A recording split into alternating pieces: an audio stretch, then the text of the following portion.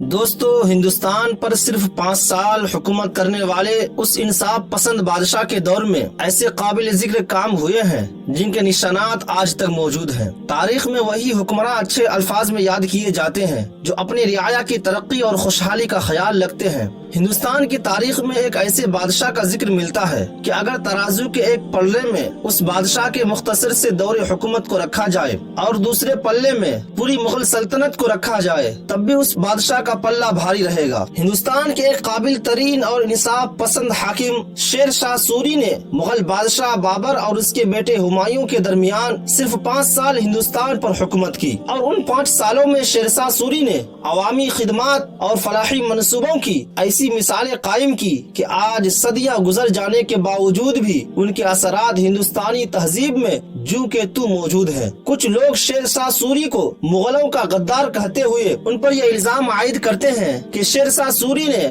دوسرے مغل بادشاہ ہمایوں سے حکومت چھین کر اسے دربدر کر دیا تھا۔ لیکن دوستو، اس دور میں تخت و تاج حاصل کرنے کا یہی ایک رواج تھا کہ جو زیادہ طاقتور، جرأت مند اور اہل ہوتا تھا وہی حکومت سنبھالتا تھا، جبکہ مغل بادشاہ ہمایوں کسی شعبے میں شیر شاہ سوری کے برابری نہیں کر سکتا تھا۔ پہلے مغل بادشاہ ظہیر الدین بابر میں یہ تمام جوہر موجود تھے، تبھی تو وہ فرغانہ سے چل کر آیا تھا اور دہلی پر قابض ہو گیا تھا۔ جو حق بابر کو حاصل تھا وہی شیر شاہ سوری کو بھی حاصل تھا، لہٰذا اس نے اپنا حق حاصل کر لیا۔ شیر شاہ سوری کی پیدائش 1486 عیسوی میں ہوئی۔ ان کا اصل نام فرید خان تھا۔ ان کے والد کا نام حسن خان سوری تھا۔ ان کے آبا و اجداد کا تعلق افغان قبیلے سور سے تھا۔ 1451 عیسوی میں جب دہلی میں لودھی خاندان کی حکومت قائم ہوئی، لودھی جو نسلاً افغان تھے، انہیں دیکھتے ہوئے بہت سے افغان سردار اچھے مستقبل کی تلاش میں دہلی آ پہنچے۔ انہی سرداروں میں سے ایک شیر شاہ سوری کے دادا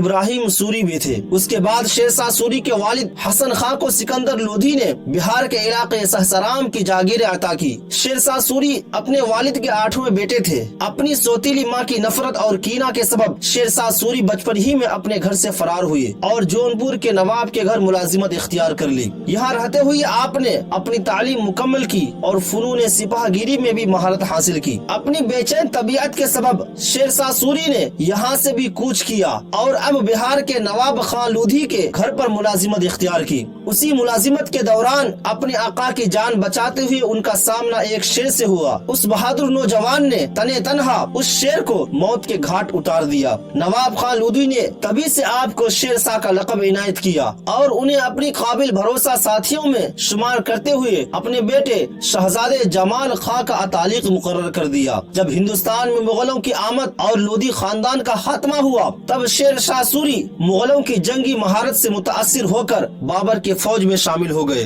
شیر شاہ سوری کی اعلیٰ صلاحیتوں کو دیکھتے ہوئے مغل بادشاہ بابر نے اسے سہسرام کا نظم و نسق سنبھالنے کی ذمہ داری سونپی۔ کہا جاتا ہے کہ ایک مرتبہ شاہی دعوت کے موقع پر شیر شاہ سوری نے بادشاہ بابر کے سامنے سے گوشت کا ٹکڑا کھینچا اور بلا تکلف اسے کاٹ کاٹ کر کھانے لگا۔ بابر کو یہ سخت ناگوار گزری۔ بابر بڑا مردم شناس تھا۔ دعوت کے خاتمے پر بابر نے اپنے بیٹے ہمایوں کو سمجھایا اور کہا، یہ شخص یعنی شیر شاہ سوری سے بہت محتاط رہنا۔ تبھی سے مغلوں اور شیر شاہ سوری کے تعلقات میں درار پڑنے لگی۔ شیر شاہ سوری کی آزاد طبیعت بابر کی ماتحتی زیادہ عرصہ برداشت نہ کر سکی، چنانچہ شیر شاہ سوری بہار واپس لوٹے۔ اب نواب خان لودھی کی جگہ اس کا بیٹا شہزادہ جمال خان تھا، لیکن وہ اول درجے کا نااہل ثابت ہوا، جس کے سبب تمام نظام سلطنت شیر شاہ سوری نے اپنے ہاتھ میں لے لیا۔ شیر شاہ کے اس اقدام کے باعث نواب بنگال کے محمود شاہ نے شیر شاہ سوری کے خلاف کارروائی کرنی چاہی، اس پر بھی اسے ہار ملی۔ اب شیر شاہ سوری کی جنگی قوت میں بے پناہ اضافہ ہو چکا تھا۔ ان حالات کی خبریں جب مغل بادشاہ ہمایوں تک پہنچی تو وہ شیر شاہ سوری سے مقابلہ کے لیے آ پہنچا، لیکن وہ بھی شیر شاہ سوری کی جنگی قابلیت کے سامنے نہ ٹک سکا اور مجبوراً صلح کر کے واپس لوٹ گیا۔ کچھ عرصہ اسی صلح پر قائم رہنے کے بعد شیر شاہ سوری نے اپنی بادشاہت کا اعلان کر دیا اور سلطان العادل کا لقب اختیار کیا۔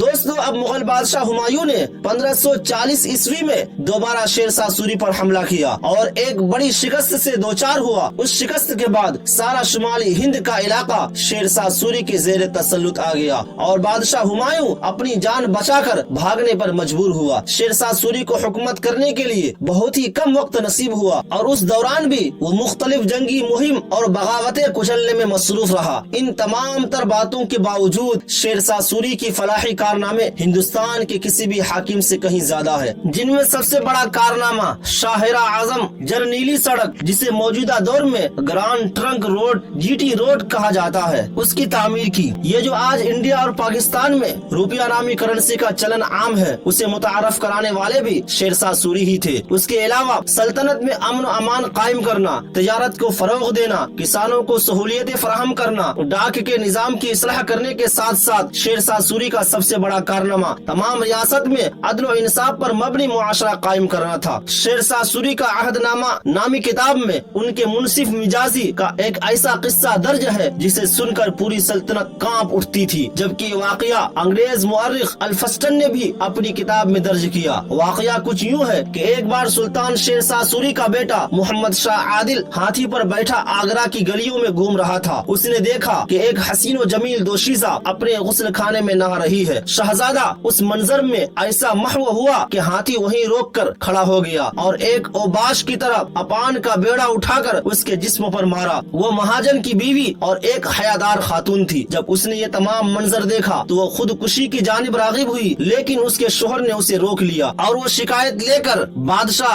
शेरशाह सूरी की अदालत में गया। दरबार लगा हुआ था। महाजन ने भरे दरबार में जाकर दुहाई दी और शहजादे की बेबाकी का ये तमाम वाकया कह सुनाया। ये सुनते ही शेरशाह सूरी सख्त गजबनाक हुए और हुक्म जारी किया कि ये महाजन हाथी पर बैठकर मोहम्मद शाह आदिल के घर जाए और उसकी बीवी यानी खुद शेरशाह सूरी की बहू को बरहना करके उसके सामने लाया जाए और ये महाजन भी उसकी तरफ पान का बेड़ा फेंके। ये हुक्म सुनकर पूरा दरबार कांप उठा। उमरा और अराकीन ने शहजादे की नामूस की खातिर सिफारिशें की, लेकिन शेरशाह सूरी का हुक्म अटल था। वो मुजरिमों पर बिल्कुल भी नरमी करने का रवादार न था। जब महाजन ने अदल इंसाफ पर मबनी ये फैसला सुना तो वो शेरशाह सूरी के कदमों में गिर पड़ा और दरखास्त की, मैं अपने दावे से दस्तबरदार होता हूँ। इस वाकये के बाद तमाम मुल्क में किसी जोर आवर की हिम्मत न हुई वो किसी कमजोर पर जुल्म और सितम ढा सके। दोस्तों, 1545 ईस्वी एक जंगी मुहिम के दौरान बारूद खाने में आग लगने के बाइस सुल्तान शेरशाह सूरी ने वफात पाई। अफसोस की सूरी खानदान को आपके बाद कोई लायक जानशीन नसीब नहीं हो सका। कुछ ही अरसे में मुगल बादशाह हुमायूं ने सूरी सल्तनत पर हमला करके दोबारा मुगल सल्तनत हिंदुस्तान में बहाल कर दी। तो दोस्तों, आज की इस वीडियो को हम यहीं पर खत्म करते हैं। अगर वीडियो अच्छी लगी हो तो वीडियो को लाइक करें और अगर आप हमारे चैनल पर नए हैं तो चैनल को सब्सक्राइब करते हुए बेल आइकन को जरूर दबाएं। मिलते हैं फिर एक नए वीडियो के साथ। जय हिंद।